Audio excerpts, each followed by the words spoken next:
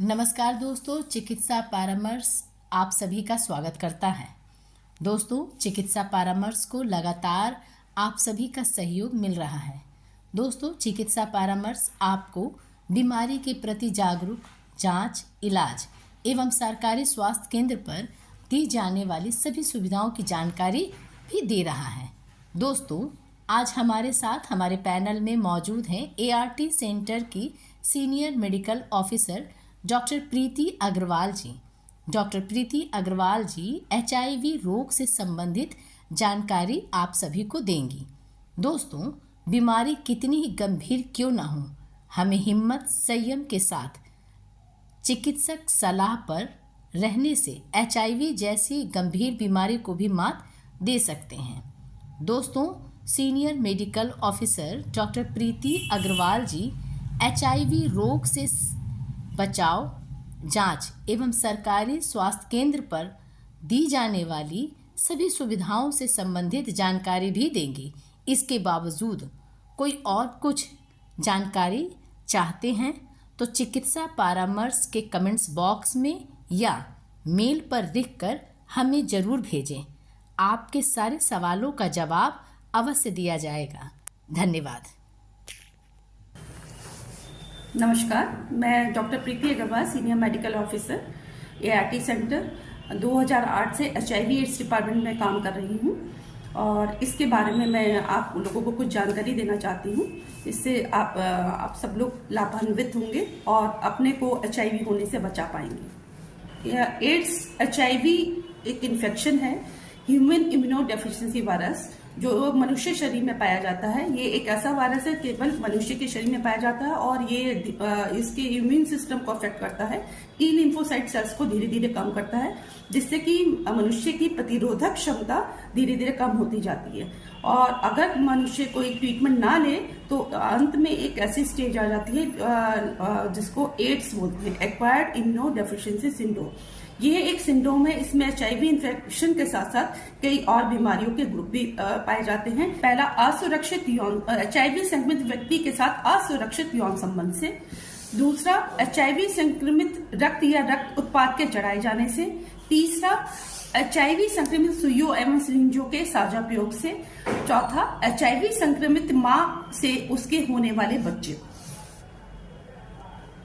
तो हम कैसे इसको बचाव के क्या कारण है ये भी आगे बता देते हैं कि HIV संक्रमित व्यक्ति के साथ असुरक्षित यौन संबंध, अगर हम लोग इस चीज का बचाव रखें, जैसे कि संयम रखें और हमेशा संभोग करते समय कंडोम का इस्तेमाल करें, जीवन साथी के प्रति वफादार बने और ऐसी अगर चीजें हो जाती हैं बाई चांस तो HIV की जांच कराएं।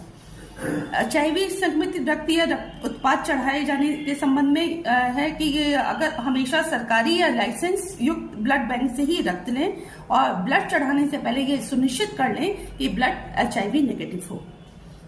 संक्रमित HIV संक्रमित सुइयों एवं सिरिंजों के साझा प्रयोग से ये सुनिश्चित करें कि इस्तेमाल की जाने वाली सिरिंज नई तथा सील बंद हो।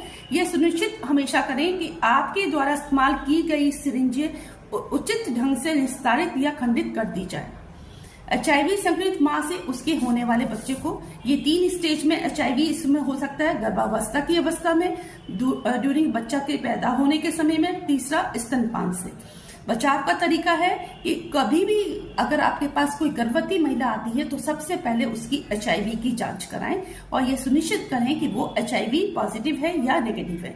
अगर पॉजिटिव होती है तो उसको इमीडिएटली ART सेंटर से लिंक कर उसका ART का ट्रीटमेंट स्टार्ट करें। HIV के बारे में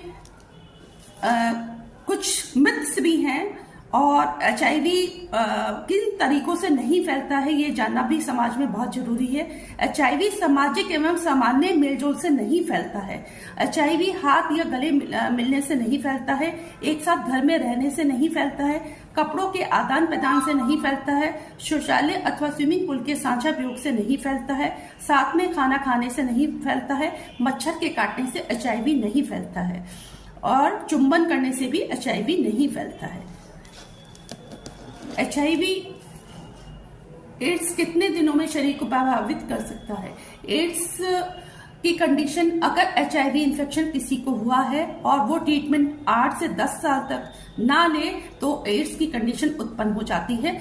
इसीलिए कभी भी अगर डाउट आपको हो रहा हो कि HIV के सिम्टम्स आ रहे हो तो हमें HIV की जांच कराकर उसको तुरंत ART सेंटर से लिंक कर HIV का ट्रीटमेंट लेना चाहिए। HIV में शुरुआती तौर पे क्या सिम्टम्स आते हैं, जैसे कि हल्का हल्का बुखार आना, कमजोरी होना और वजन का कम होना, डायरिया होना और शरीर में तरह तरह की गांठें उत्पन्न हो जाना।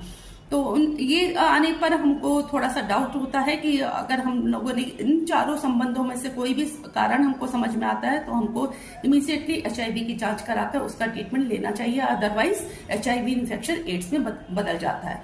और HIV में मेन ये इम्यून सिस्टम पे अटैक करता है, तो उससे क्या होता है, धीरे धीरे इम्यून सिस्टम जब वीक होता चला जाता है तो उसमें और तरीके शरीर की रोगों से लड़ने की क्षमता कम हो जाती है, और शरीर से जब रोगों से लड़ने की क्षमता कम हो जाती है तो बहुत तरह के इन्फेक्शन घर कर लेते हैं और उस कंडीशन को हम एड्स कहते हैं।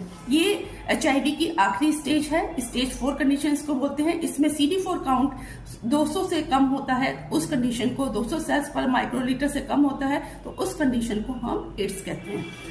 HIV की जांच हर ICTC सेंटर में, जो कि जिला अस्पताल में, मेडिकल कॉलेजेस में है, उपलब्ध है फ्री में। और हमें अगर कहीं पे भी डाउट है तो HIV की जांच कराकर ये सुनिश्चित कर लेना चाहिए कि हम पॉजिटिव हैं या नेगेटिव हैं। अगर पॉजिटिव आती है रिपोर्ट तो उसको ART सेंटर में लिंक कर ART चीजों का ध्यान रखना चाहिए। सबसे पहले उसे समय समय पर डॉक्टर से कंसल्टेशन लेना चाहिए। तीसरा, दवाएं नियमित रूप से खानी चाहिए। चौथा, खान पान का ध्यान रखना चाहिए।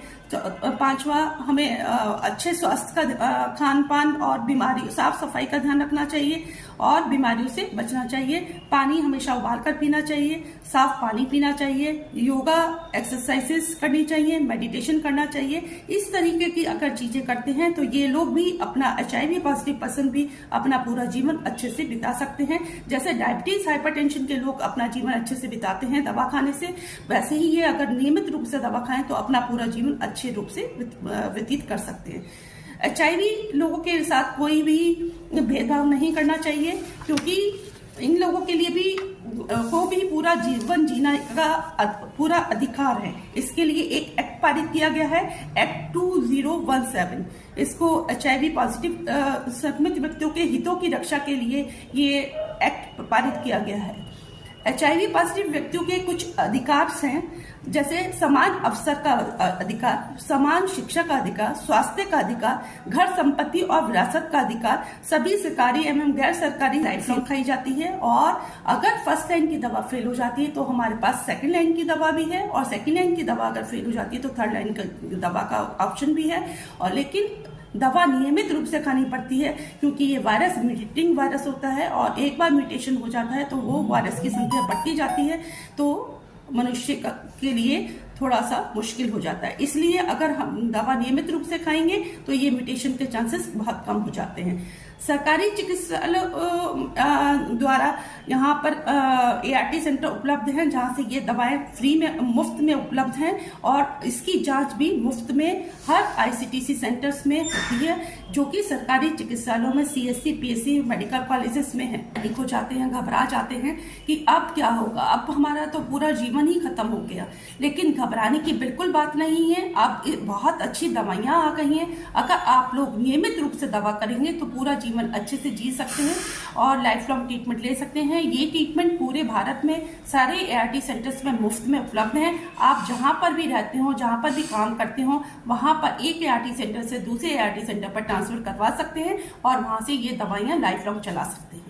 और घबराने की बिल्कुल भी इसमें जरूरत नहीं है। अगर आप लोग पॉजिटिव सोचेंगे, पॉजिटिव लिविंग रखेंगे, पॉजिटिव खाएंगे, पॉजिटिव अच्छा खाएंगे, अच्छा पिएंगे, दवा नियमित रूप से खाएंगे तो पूरा जीवन आप लोग अच्छे से बिता सकते हैं। जैसे डायबिटीज और हाइपरटेंशन के मरीज, ब्लड प्रेशर के मरीज अपना पूरा जीवन जी सकते हैं, ऐसे ही दवा का सेवन नियमित रूप से करने पर आप लोग पूरा जीवन अच्छे से जिएंगे।